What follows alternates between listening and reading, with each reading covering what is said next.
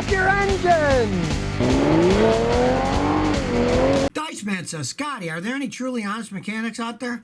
Hey, you can take it further than that. Are there any truly honest people out there? Was that Greek philosopher went around his whole lifetime looking for an honest man, and he never found one. I guess he included himself, too. There are a few old guys like me that have been rolling around. My grandfather was an honest mechanic, such that he used to get my father mad because he was the chief mechanic in my father's garage. And my father would always be yelling at him, Dad, you don't charge people enough money for what you're doing.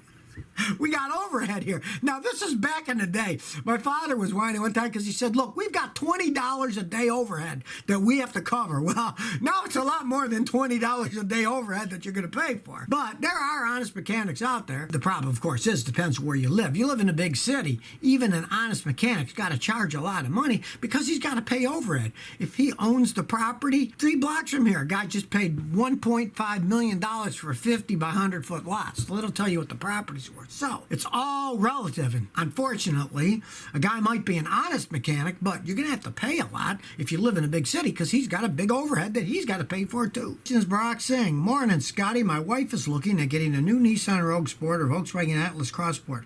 What would you recommend? Thanks. Well, I wouldn't recommend either of them, tell you the truth. The Nissans aren't that great, and I did road test a Volkswagen Atlas, a brand new one now, a few weeks ago, and it was a decent vehicle. But then, in the meantime, I have gotten letters from people who watched my video who own Atlases and say, what a pile of junk mine is. Look at all the problems it had that had to be recalled and repaired. And now the engine has problems. So, nix that one. I would not buy the Atlas, and I certainly would not buy the Nissan Rogue. You want to get a nice vehicle like that, get a Toyota or Honda, Acura, Lexus, whatever you can afford, and go that route, because neither of those are very good vehicles. Majed Bessiso.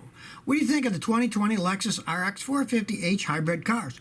Well, if you've got that kind of money and that's the type of car you want to buy, go right ahead. The Japanese do an excellent job building those. It's a Lexus. They generally don't break down. My customers with them, the hybrid Lexuses, they've held up quite well. Now, as any hybrid car, when it gets really old, it's going to be expensive to repair. But knowing Lexuses and Toyotas, they generally don't start to fall apart till they get 180, 200, 300,000 miles. So, if you're going to buy a brand new one, it's probably going to last you quite some period of time. Now, if you're looking at the 2020, as far as I understand, with the 6-cylinder, and I'm driving one right now, not the hybrid version, but the regular, it's got a twin turbo V6 in it, and it's a screaming car. If you don't mind spending that kind of money, go right ahead. Martin Da Silva says, Scotty, what do you think of a 2019 Volkswagen Jetta? Thinking of leasing one that's still on the lot. You said the good word, lease. Do not buy that vehicle. They fall apart and are endless money pits, but they're fun to drive. If you're going to lease it, you know how much money you're going to spend, go right ahead. But don't buy it when the lease is up when you get a choice because it'll be a waste of your money. If you don't mind that money, go right ahead. It's like I tell people, you want a Jaguar? Lease the stupid thing. And then, if it falls apart, it's somebody else's problem, not yours. So if you want, you like it, go ahead and lease it. You know what you're going to spend, and that's what you're paying. Personally, I'd never lease a car because I'm cheap. And the money you'll spend leasing that car in 2 years is more money than I've spent buying every single car for my own personal use that I ever had. So I'd never spend that kind of money. But if you don't mind, go right ahead. I am Gamerful says, should I let my wife drive my old Ford Pinto? Well, it depends what you think of your wife. Those are one of the least safe cars ever made, you know? If you want to get rid of her, maybe not a bad idea. You know, those are just kind of a bizarre, bundled together car. Some of them had French transmissions, English engines. They were made from all over the place, and they were a massive failure. But some of them still could run if you took care of them. You might a junky little car, you know, go ahead. But remember, they got those exploding gas tanks in the back that if she gets rear-ended, it could be all over. So probably not a smart idea. B. Mackin on the 757 says, man, love your channel. How do you feel about a 2002 GMC Yukon Denali with all-wheel drive 6.0? Back in 2002, they were making them a lot better. I got a customer that just bought a 2001, had 100,000 miles. It still ran perfectly good. The all-wheel drive still worked perfectly fine. So maybe not a bad idea. Now, don't overpay because, you know, it's what? It's a 19-year-old GMC. Their value isn't all that high. I would never buy a late model one. But that one, if it doesn't have horrendous mileage on it, go ahead. But always listen to Scotty. Have a mechanic check it out first. You never know if it's wrecked, flooded, stolen. Who knows? A mechanic like myself can tell you within an hour of checking it with computers. Is it in good shape or is it not in good shape? So always get them checked out. Unless you're paying $500 for it or something, then you just buy it.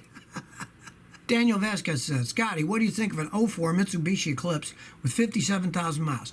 Okay, they're not the greatest vehicles in the world, but they're not the worst. It's an '04. If they could absolutely, positively, without any doubts, prove that it's only got 57,000 miles on it, go ahead and buy it. It's still got a lot of life on it. Unless, of course, it has a salvage title or something that was flooded out. You want to do a little research on it. But say that's the original owner, it's only got 57, go ahead and buy it. But, on the other hand, it's a 17-year-old Mitsubishi. It's worth practically nothing. So don't pay much for it. If you can pick it up for $1,000, $2,000, could be a fun car, but don't overpay. It doesn't matter that it's low mileage. It's a cheap Mitsubishi, and it doesn't have much value when it's 17 years old. Filipino car guy says, Scotty, my aunt gave me her 99 CRV manual with 134,000 kilometers. What do you think? Hey, nice aunt, you know, that's low mileage. It's what, like less than 70,000 miles on it? Doesn't matter that it's 1999 and it's a manual transmission. Those Honda manual transmissions can last 1,000,000 miles. Your aunt was very nice, gave you a great vehicle. Now it's old, 22 years old, but take care of it. It might last another 22 years or even longer. They are excellent built vehicles, especially back in '99 before they put all that horrendous plastic crap on them that they're doing. Daniel Bitnot said, is there anything good about the Audi Q5? Yeah, they drive like van cheese. They handle really well. And they're really great if they're in your neighbor's car and they let you drive it once in a while and you don't have to pay for repairs. But if you buy one, they sink like a lead balloon. The values, they cost a fortune to maintain. And then when they do start breaking down when they get older, they cost an absolute fortune to repair as engines and transmissions start to go out. So, I mean, yeah, they sell them because they look nice and they ride nice and they're fast to drive. But man, they fall apart like a Chinese motorcycle when they get old. Shane C. says, are Duralast tools good tools? Yes, they are. You know, AutoZone sells them. They're good tools. They're not the cheapest tools, and they're not the most expensive tools. But if you live near an AutoZone, they're the handiest tools because they come with a lifetime guarantee. If they break, just go down the street and get another one. And let's say you're working on a car and you don't have a tool. If they do, you don't have to go far to get the tool. That's the advantage of that stuff. And they're decent made tools. I got Duralast sockets and ratchets, and I've never broken any of them. You know, they make quality stuff. There's absolutely nothing wrong with buying them. They're all made in foreign countries now anyways. Even half the Snap-on tools, they're not made in the United States anymore. That was a long time ago, so there's nothing wrong with them. You know, you can find cheaper tools, but a lot of times they're a lot cheaper quality, and theirs are decent quality. Jeff Stern says, why does the Hemi have 2 spark plugs per cylinder? Oh, that's a trick people have been trying on and off for the years. It's a combination of power and it makes them pollute less. And in the case of those Hemis, it's more to do with pollution because the big V8 engines, especially a dinosaur technology like that, that's still a pushrod engine, they're not that efficient, so they pollute more. And they have to squeeze every last bit out of them so that they don't pollute and they can pass the pollution specifications. As an example, in a short period of time, I believe V8 engines are going to be illegal in Europe because they pollute too much. They'll eventually not be able to sell brand new V8 engines. They might even outlaw the old ones. So they do it mainly for pollution reasons. Mercedes had an engine that had 2 spark plugs per cylinder. Even Nissan ages ago, they had 4-cylinder engines that had 8 spark plugs in them. It's just more or less a pollution thing to make them burn more efficiently so they don't pollute as much. Oscar Espino says, what's reasonable price for a timing belt repair? Depends on your engine.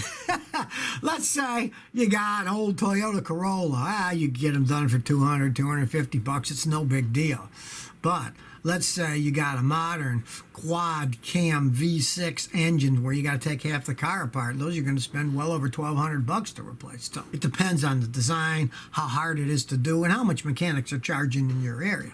It can get very expensive. The old ones for 4-bangers are pretty simple, but now they're pretty complex. Now most cars don't have them. They went back to timing chains because they found out that those stupid rubber belts wouldn't work that well when you got 4 cams with variable valve timing that's moving the cams around. They couldn't take it where a chain can. So most cars these days have gone to chain, which is a good thing because now you don't have to worry about changing that stupid rubber timing belt as it ages and gets old and cracks because it's got a metal chain that as long as you change your engine oil, the chain can last as long as the engine. So if you never want to miss another one of my new car repair videos, remember to ring that bell.